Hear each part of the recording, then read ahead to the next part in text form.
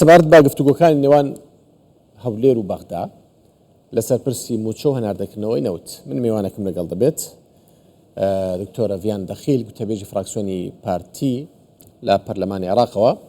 ئەو بە شێوەیەکی ڕاستەوخۆ لەگەڵمە بێ بۆی گفتوگۆ لەگەڵ بەڕێزیان بکەین بزانین ئێستا گەیشتوون بە چی نەوت هەناردە دەکرێتەوە ئایا کەی بەغدا موچە دەنێرێت ڤیان خان ئەم کاتت باش دوایین زانیاریەکان پێم خۆشە باسی دوایین زانیاری بکەیت لەسەر چی لەسەر ئەوەی کە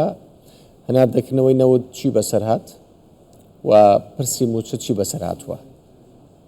دەینێرن یان ناینێرن مەبەستم لە بەغدایە.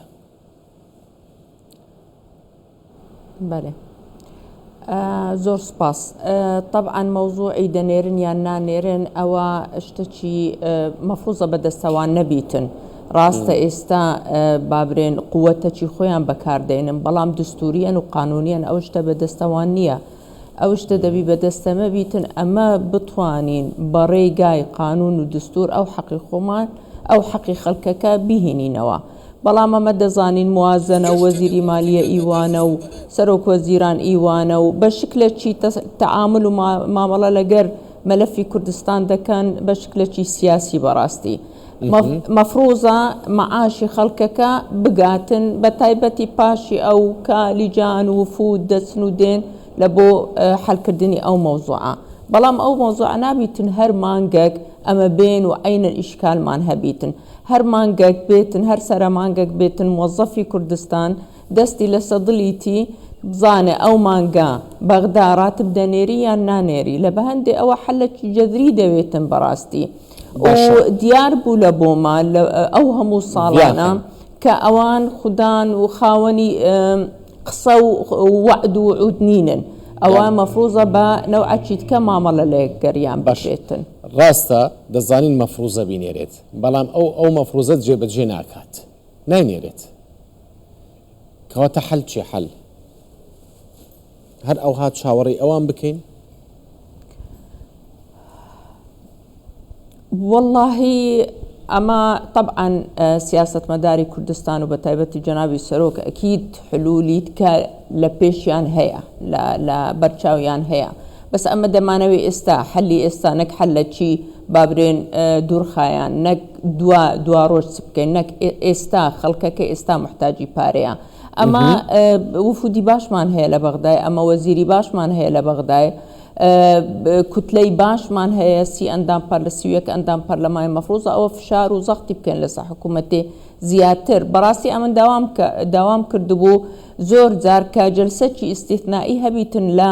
پەرلەمانی عێراق لەسەر ئەو بابەتە بالذات یعنی ئەمە کە هەرێمی کوردستان هەموو شتێک تەسلیمی وانمان کرد یعنی بە زۆر شەفافیەت هەموو شتەکان ئەوانەی کە داوایان کرد ئەمە لە بۆ بەغدامان نارد کەچی دیسا دێن و دەگەڕێن دەرێن ئەمە هێشتا و هێشتا دەمانەوێ مەفروزە ئەمە جلسەی پەرلەمانیمان هەبا ئێستاچیانەوێ لەسەر ئەو مەوزوع لەسەر مەوزوعی بودجە هەموو ڕۆژە ئەوە چی لە بۆمان دەردێت جارێک ناوەکان جارێک مەنافت جارێک بابرێن داهاتی ئیناوخۆی هەرێمی کوردستان جارێک نفتەکە هەموو ڕۆژە طبعا ئەوە هەمووی حجەتە هەمووی ئەوانە حجەتن حتا وەرەقەکی بەکار بینن بەڕاستی لە بۆ مەوزوعی سیاسی انتخاباتە ئێستا سەرۆک وەزیرانی عێراق دەیەوێ ئیما بە شکلێکی انتخابات بێ دەربچی بە مەقاعدی باش یان بەدەختێکی سیاسی لەسەر کوتەلەکان حتا دامی بکەن طبعا ئەوەش لە گەرەمە ئەو شتە ناڕوات خاتوڤیان ئێستاش ئەو عەقڵیەتە ماوە ئەو عەقڵیەتە ماوە و هەر دەمینێتن ئەو عەقڵیەتە ماوە و هەر دەمینێ طبعا ئەو عەقڵیەتە مایە و هەر دەمینێتم بەداخەوەش هەندێک لە خەڵکی مەش لەوانەیە فەرموو عەفوەن هەندێک لە خەڵکی مەش لەوانەیە متەئەسر دەبن ئەوەلاً حەقی خەڵکەکەیە حەقی موظف حەقی موچەخۆرەکە داوای حەقی خۆی بکاتن ئەوە ئەمە منتەهینە لێ بەڵام حەق نییە ئەوانی دی ئەو وەرەقەیە ئیستیعمالکەن لە بۆ ئەغراضی انتخابی لە بۆ خۆیان. لە بە هەندێ ئەمە دیتمان معاشی موظفی عێراق کە بەغدا و وەسەط و جنوب وانە لە ئەماناتی ضەریبیان دەرهینا، چونکە ئەو پارەی لە خەزینەی دەوڵەتی عێراق دیارە هەموو سەرف کرا لەسەر مەشاریع و مامەشاریع و هەندێک شتی جوان دەکەنەوە لە بۆ انتخابات. پارەی معاشی خۆیان نەبوو بدەنە خەڵکەکە لە ئەماناتی ضەریبیان وەرگرت مانگەکەی دی. ئێستا ئەو مانگە چ دەکەن؟ بەڵام هەر لە نەفسی وەقت ئەو داهاتی کە دێتە عێراق ئەوە بەشی هەرێمی کوردستانی تێدا هەیە. لە بە هەندێ ئێستا ئەمە نابی هەموو جار قسە بکەین و برێن بەغدا خراپن، بەغدا موچە نانێرن، ئەمە دەبی حل لە چی ببینین؟ ئەمە دەزانین ئەوە شتە خەڵاس گەیشتینە قەناعەتەکی کامل. بەغدا محاولە دەکاتن هەر چ طریقەک لۆ خۆی ئەوە بکاتن استعمالی دەکات دژی هەرێمی کوردستان و تایبەتی دژی پارتی، چونکە بەداخەوە هەندێک ئەحزاب هەینە دیارە لۆیان خۆشە سوودانی ئەوها بە موظفی هەرێمی کوردستانی بکە. حلەکە ئەو هایە ئەمە قووەتەکی باشین لە بەغدای بە تایبەتی پارتی کورد هەمووی بە تایبەتی پارتی وەزیری نائب ڕئیس وزەرامان هەیە، وەزیری بەقووەتمان هەیە، کوتلەکی پەرلەمانی بەقووەتمان هەیە و وفودی بەقووەتمان هەیە دەچینەوێندە. مەفروضە ئەمە هەموو پێکەوە یەک ئیشی بکەین کە دەبی ئەو موچەیە ئەو مۆزوعی موچە حل بکرێتن. بۆ ئەوەتان نەکردووە ئیعازەکی ئەوها بێتن لە بۆ ئەو شەخسانەی کە ئیش دەکەن. نەخێر ئەمە وەزیرەکان لەوانەیە بابرین وفودەکان ئەکید بەڵام پەرلەمانتارەکان نەئامە ئەوە دوو مانگە لە ماڵی دانیشتینە چونکە عوتڵەی تەشریعیمان هەبوو. دەبا ئەو دوو مانگە بە هەموو قووەتی خۆمان حرەکەمان کردبا خەڵکەکە برسیتی ئەمەش هیچ داعینی عوتڵەی پەرلەمانیمان هەبیتن لە وەختی کە خەڵکەکە نییە نانی بخۆن. کەواتای لە پەرلەمان چیەکەن؟ ئەندام پەرلەمان بن و بەدەنجی ئەو خەڵکە دەرچوو و مناسەباتی دینی هەیە و نازام چ، بەڵام ئەمن بە شخصی خۆم داوام کرد 3000 داوام کردیە کە بابرێن جەلسەی پەرلەمانی هەبیتن ئیستیثنائی لە بۆ ئەو مەوزوعە، بەس طبعا ئەوانی دینایەن چونکە لە بۆ مەسلحەتی وان نییە. شیعەکان ناین، سونەکان هەندێکیان بێن هەندێک بەس مەفروضە ئەمە 65 مەفروضە ئەمە 65 ئەندام پەرلەمانی کورد لە بەغدایەنە. ئەمە ئەو فشارم ئەمە چوبان جەلسەمان کرد بە ئەمە سەرۆکی حکوومەتمان هینا با پەرلەمان وەرە بزانە لۆ معاشی خەڵکەکە نادەی. بۆ نەچوون یەکدەنگ نین؟ نا کوردەکان بەداخەوە یەکدەنگ نین، بەداخەوە کوردەکان یەکدەنگ نین، بەس دەبا لەسەر ئەو مەوزوعە یەکدەنگ باین و پارتیش بە 31 ئەندام پەرلەمان بەتەنێ ڕاستە قووەتەکین، بەس بەتەنێ چکە ئەگەر یەک دەست بین قووەتەکە زیاترە. بەس ئەگەر خەڵکە چیتکەت لە ناومان هەبیتن بچی لەلایە چیتکە اتفاق بکاتن لەگەر ئەولا بەڕاستی ئەوە یعنی ئەو لایەنانە لە بۆمە وەزارەکە هەمووی لە سەرخەڵکی کوردستانە. نەخۆ دیارن ئەوانەی کە نایەن، ئەوانەی کە دژایەتی هەرێمی کوردستان دەکەن کوردیشن، ئەوان کە دژایەتی حکوومەتی هەرێمی کوردستان دەکەن، ئەوانەی هەموو ڕۆژە دیعاە و شتیوا دەردێنن دژی حکوومەتی کوردستان، ئەوانن کە ئەندام پەرلەمانی عەرەبیان داهینا ئێرە حتا مشکلەی وان حل بکەن. ئەوانەنە زۆر جوان دیارە و خەڵکەکەش زۆر باش دەزانی ئەوانە چێنە. ئەگە ئەمە هەمومان یەک دەست باین کەس نەیدەتانی قسە چی بکاتن یان حەقی خەڵکەکە بخۆن. باش ئەوان لەوانەیە ژمارەی پەرلەمانتارەکانیان کەمتر بێت، خۆ ئێوە و یەکێتی ژمارەتان زۆرترە لەوان، هیچ نەبی ئێوە و یەکێتی یەکبان لەوێ. والله خۆزگا ئەمە یەکێتی لەوێن دەرە یەکبان، خۆزگا ئەمە یەکێتی لێرە حەلەکمان دیت با لە بۆچونتان جیاوازە لەم ئەگەر ئەو مەشاکلی لە بینی مە و یەکێتی حل ببام عەفوەن بۆ چونتان جیاوازە لەسەر ئەم پرسە بە خۆتان ئێوە و یەکێتی؟ نا بەتەکیدی یانێ من ناتوانم برێم هەموویان یعنی ئەو بۆچوونەیان نییە. نەخێر ئەکید خەڵکەکی ئەوها هەیە، یعنی مەثەلەن رأيويش أويا كدبي أو موضوع حل بكريتن بس دبا أما بيكوا بتايبتي أو دو حزب قوريا بيكوا إيشا چي باش وان كردبا نارم لا حكومة بجدارين لا حكومة العراق بجدارين بوزيري بقوة باش لا برلمان كتلة شي ضخم من أجا أما وان بيكوا بان بس حتى استا اشتكي وهاما نكرديا بتوانين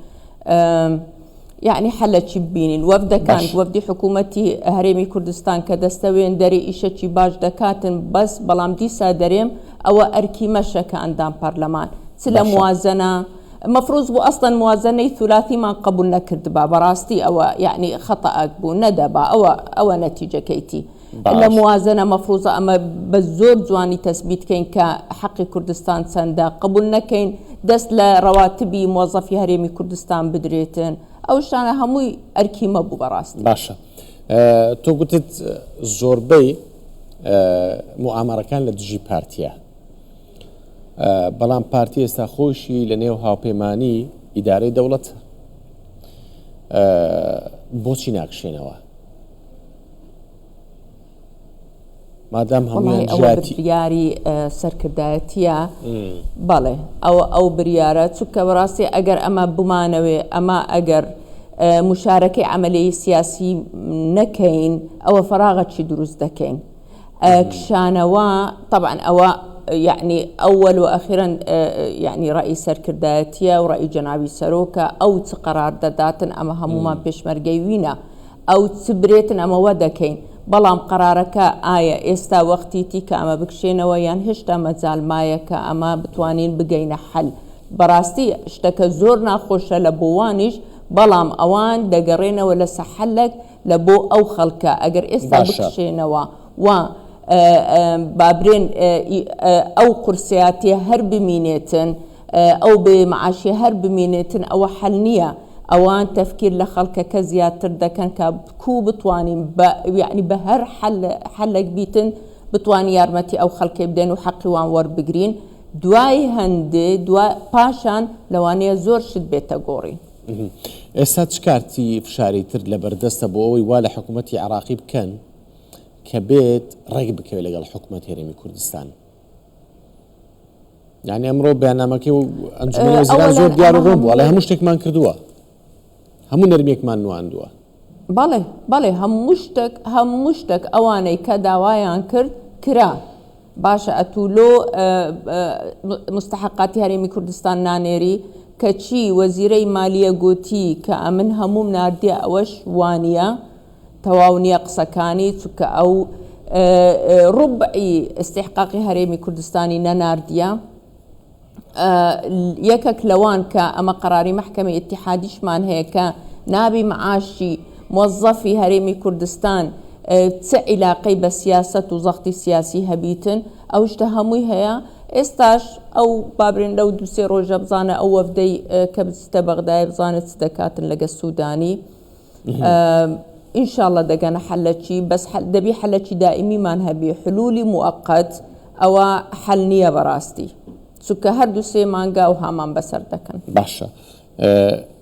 و جەداولی موازنەش وا دێتن جەداولی موازنەی دێتە پەرلەمان دەبی ئەمە زۆر بە شارەزایی لەگەڵ ئەو جەداولانە تەعامل بکەین زۆر باشە دکتۆرە ڤیان حەشدی شعبی گوتیان موچەکانتان نادرێت چوبوونە بەردەم نووسنگەکان و کیکار لەوێ بۆچەکەی پێنەدان ها لە بەردەم نووسنگەکان گوتیان بڕۆنەوە ماڵە و ئێرە چۆلی بکەن دواتر دەگوترێ ها ئەوە قسەی من نیە دەگوترێ حەشدی شعبی بەناردنی دووسێ درۆن و ئەمانە توانی موچە خۆی مسۆگەر بکات بۆ ئەوان هەیە بۆ ئێرە نییە بەداخەوە ئەوان هەموویان یەک ملەتن یعنی هەمویان پێکەوەنە ئەگەر طبعا ئەو ئێستاش وەچی گوتم وەختی انتخاباتیە و هەمویان تەسیر لەسەر یەک و دوو دەکەن و تەسیر لەسەر مەقاعدەکانی خۆیان دەکەن و لە بە هەندێ ناتوانن نارێم یعنی بحەیث دەستی خۆیان لەسەر ئەماناتی ضەریبیان دانا کە ئەوە نابی دەست بدرێتن و معاشی خەڵکەکەی بدەن زۆر شتی دەبینن حتا بابرێن ثانیان با لە بیرمان نەچی حەشد الشعبی قووەتەکی داخلی و خارجی هەر لە نەفسی وەقت لەوانەیە زەختێک لە جێچیت کەشیان لەسە هاتبی دەبی ئەنگۆ معاشی ئەو خەڵکەی بدەن بەڵام ئەی بۆ هەرم هیچ فشارێکی دەرەوە هەیە حەشد الشعبیان هیچ فشارێکی دەرەوە هەیە بۆ نردنی موچە فەرمانبەرانی هەرێمی کوردستانیش ئەمە تعاملمان لەگەر دەوڵەتی دیموقراتی و دەوڵەتی بابرێن ئۆروپی و ئەو خەڵکانە و طبعاً زۆر مفاوەزات کرا و زۆر اجتماعات کرا لەگەر وزەرا و سوفەرا و ممەثلینی ئەو دەوڵەتانە و ئەوان زۆر باش دەزانن و لەگە ئومەم متحیدا کە دەزانەوە حەقی هەرێمی کوردستان و مۆزەفەکانی کوردستانە بەڵام بەخۆمان دەزان ئەوان تعاملیان بە دیبلۆماسیەتە لەگە عێراق و زەخت لەسەر عێراقی دەکەن لەسەر حکوومەتی عێراق بە دیبلۆماسیەت بەڵام حەشد الشعبی زەختەکە بەنەوعی تکەیە و بەس ملاحەزەک هەیە ئەگەر ئەو حکوومەتی بەغدا راتبی حەشد الشعبی ڕایگرت دوای بە زەختەوە هینایەوە پاش انتخابات ئەو زەختە نامینێتن و قەتعی دەکاتن پاش کە خلاص دەبیتن ئیشی خلاص دەبی لەگەر حەشد الشعبیەکە ئەوە راتبیان قەتع دەکات واتە ئێستا کاری پێیانە زۆر باشە سپاس بۆ خاتو ڤیان دەخیل گوتەبێژی فراکسیۆنی پارتی لە پەرلەمانی عێراق کە لە هەولێرەوە لەگەڵمان بووی زۆر سپاس